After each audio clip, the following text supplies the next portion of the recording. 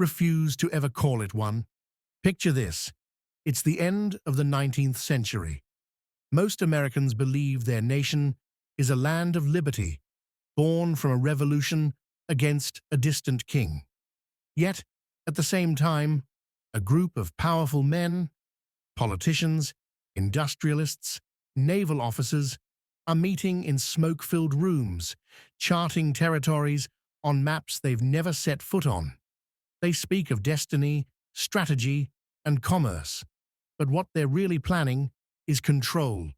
Within a few short years, lands thousands of miles away, Hawaii, Puerto Rico, Guam, the Philippines, and more, will be pulled into the orbit of the United States, some through coups, some through war, some through carefully worded treaties that were never meant to be fair. These places won't be called colonies, but they'll be governed like colonies, their leaders overthrown, their cultures reshaped, their economies reorganized to feed a growing industrial machine an ocean away. And for over a century, most Americans will never be taught the full story.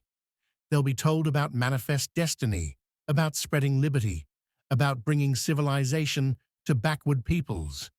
But beneath those words was something else, an imperial ambition carefully disguised as moral duty. So the question is simple. How did the United States build an empire while claiming to stand against empires? And why are the consequences of those decisions still echoing into the present? To understand that, we have to begin at the moment when America stopped looking inward and began looking outward, across the ocean. In its early years, the United States imagined itself as the antithesis of empire. Born in rebellion against the British Crown, it saw itself as a republic of free people. But that story was always more myth than truth. Expansion was in the nation's DNA from the start, westward into native lands, southward into Mexican territory, and eventually outward into the Pacific and Caribbean. By the late 1800s, the nation was no longer a frontier society, but an industrial power hungry for raw materials, cheap labor, and new markets. Factories in the north needed sugar, tobacco, fruit, coffee, and rubber. Merchants wanted to sell American goods across Asia. And the Navy, influenced by the writings of strategist Alfred Thayer Mahan, argued that great powers must control strategic sea lanes and island coaling stations across the globe. To achieve this, the U.S. needed stepping stones, territories that could become bases, outposts, or resource hubs. This was also a moment when other European empires, Britain, France, Germany, Spain, were racing to carve up what they called the non-Western world. The United States, eager not to be left behind, began quietly shifting its foreign policy from isolation to expansion. Politicians framed this ambition in moral language.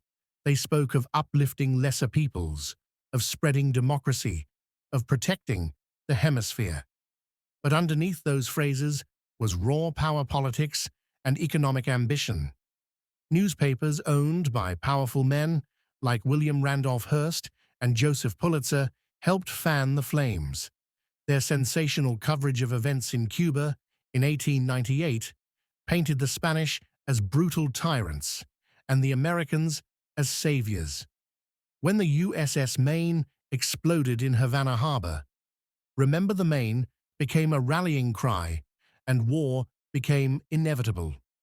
The Spanish-American War was short, brutal, and transformative. In just a few months, Spain, a once great empire, lost its last major colonies, and America gained them. The Treaty of Paris handed over Guam, Puerto Rico, and the Philippines to the United States. Cuba was placed under American control through the Platt Amendment. At the same time, business and political elites engineered the annexation of Hawaii. This was no accident. It was a coordinated turn toward empire, a vision openly championed by some of the most powerful figures in Washington. By the year 1900, the US was no longer just a continental power. It had joined the ranks of global empires, but it would do so without calling itself one. It would insist that it was bringing freedom, not control, protection, not conquest. And that lie would shape the experiences of millions of people living under American rule. Hawaii's story is often wrapped in postcards, hula dances, and tourist brochures. But the reality of how it became part of the United States is one of betrayal, coercion, and corporate power. In the mid-19th century, the Hawaiian Kingdom was a sovereign nation recognized by the world's major powers. It had embassies abroad, treaties with nations, and a royal family that ruled over an indigenous people with a long history and culture. But by the late 1800s, wealthy American sugar planters had come to dominate the economy. Through unequal trade agreements, these businessmen amassed fortunes, while native Hawaiians lost control over their own land. In 1887, these foreign businessmen forced King Kalakaua to sign the Bayonet Constitution at gunpoint. It stripped native Hawaiians of most political power, disenfranchised them, and transferred authority to foreign landowners. When his sister, Queen Liliuokalani, took the throne, she attempted to restore the monarchy's power and native Hawaiian sovereignty. But the planters would not allow it. With the backing of U.S. Minister John Stevens and a detachment of Marines from the USS Boston, they staged a coup in January 1893. Queen Liliuokalani, facing overwhelming force and wishing to avoid bloodshed, surrendered temporarily to the superior force of the United States. It was not the will of the Hawaiian people. In fact, a massive petition drive followed. Nearly the entire native Hawaiian population signed formal protests against annexation. President Grover Cleveland even admitted the overthrow was illegal and tried to restore the Queen. But annexationists in Congress pushed forward. By 1898, amid the Spanish-American War, Hawaii's strategic value as a naval base at Pearl Harbor proved irresistible. The annexation wasn't done by treaty, it was done by joint resolution of Congress, something many constitutional scholars argued was illegal. After annexation, Hawaiian culture was systematically suppressed. The Hawaiian language was banned in schools. Indigenous people lost their land to plantation owners, corporations, and later, the U.S. military. Pearl Harbor became a key naval base, eventually launching U.S. forces into World War II and beyond. For native Hawaiians, annexation was not liberation. It was the beginning of more than a century of dispossession. Today, native Hawaiians make up a small and disproportionately poor segment of their own homeland's population, and the struggle for sovereignty continues. Behind the tourist industry lies a history of imperial ambition and a kingdom that never willingly gave itself away. Puerto Rico was once known as the gateway to the Caribbean, a strategically vital island. When the U.S. defeated Spain in 1898, it claimed Puerto Rico as war booty. But unlike territories destined to become states, Puerto Rico was categorized as unincorporated. That meant it belonged to the United States, but was not fully part of it. Its people were not granted full constitutional rights. They had no vote in Congress. They could not vote for the president. Their laws and economy were subject to Washington's decisions. This legal status was codified through the Insular Cases, a series of Supreme Court rulings in the early 1900s that declared certain constitutional protections did not automatically extend to U.S. territories. One justice wrote that the uncivilized races of these territories were not ready for full constitutional rights.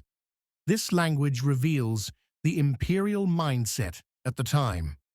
Puerto Rico was to be controlled, not empowered. American corporations quickly took over the island's sugar industry, displacing local farmers and transforming the economy to serve U.S. markets. Puerto Ricans lost control over their land and labor. In 1917, Congress granted Puerto Ricans U.S. citizenship, not as an act of generosity, but because the U.S. was about to enter World War I and wanted to draft Puerto Rican men. Over 18,000 were conscripted that year.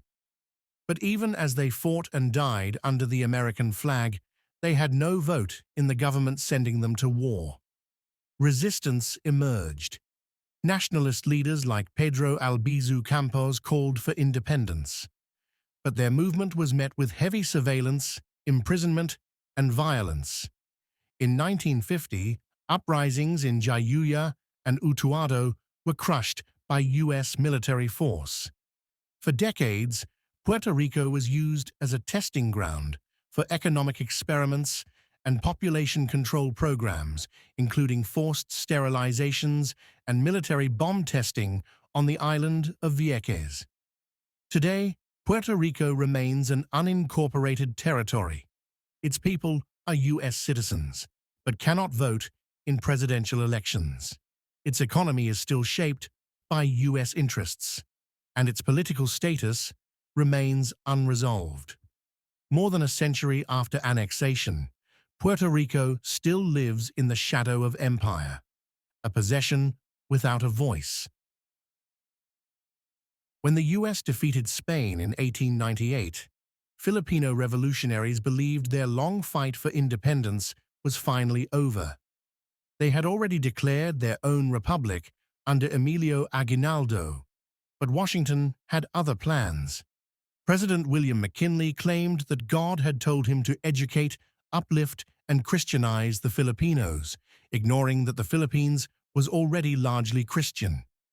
In reality, the United States wanted the Philippines as a gateway to Asia, a market for goods, and a strategic naval base. When the U.S. refused to recognize Philippine independence, war broke out. The Philippine-American War from 1899 to 1902 was one of the bloodiest conflicts in American history, though rarely taught in schools. An estimated 200,000 to 600,000 Filipinos died, many of them civilians. U.S. forces waged a brutal campaign, burning villages, using concentration camps, and employing tactics that would later be condemned as war crimes. In places like Samar and Batangas, entire towns were wiped out under orders to turn the regions into howling wildernesses. The war was sold at home as benevolent assimilation, a mission to bring civilization to little brown brothers. But on the ground, it was conquest. After the war, the U.S. established a colonial administration, imposed English language education, and reshaped the Philippine economy to favor American businesses. Sugar, hemp, and other resources flowed to the U.S., while Filipinos were made subjects, not partners. Even after nominal independence in 1946, the U.S. retained massive influence through military bases like Clark and Subic Bay, economic agreements, and political pressure. The Philippine story is not just about a war of conquest. It's about how the language of civilization was used to mask violence, how empire could be dressed up as charity, and how the consequences of occupation linger long after formal control ends. While Hawaii, Puerto Rico, and the Philippines often get the most attention, the American imperial footprint stretched far wider. Guam, captured in the same year as the Philippines, became and remains an unincorporated territory. Its indigenous Chamorro people were placed under U.S. naval administration, denied self-rule, and their land seized for military bases. Today, nearly a third of Guam is controlled by the U.S. military. The island plays a key strategic role in projecting American power in the Pacific, yet its people cannot vote for president and have only symbolic representation in Congress. Cuba's story is different, but tied to the same imperial logic. After the Spanish-American War, Cuba technically gained independence, but in reality became a U.S. protectorate. The Platt Amendment gave the United States the right to intervene in Cuban affairs whenever it saw fit.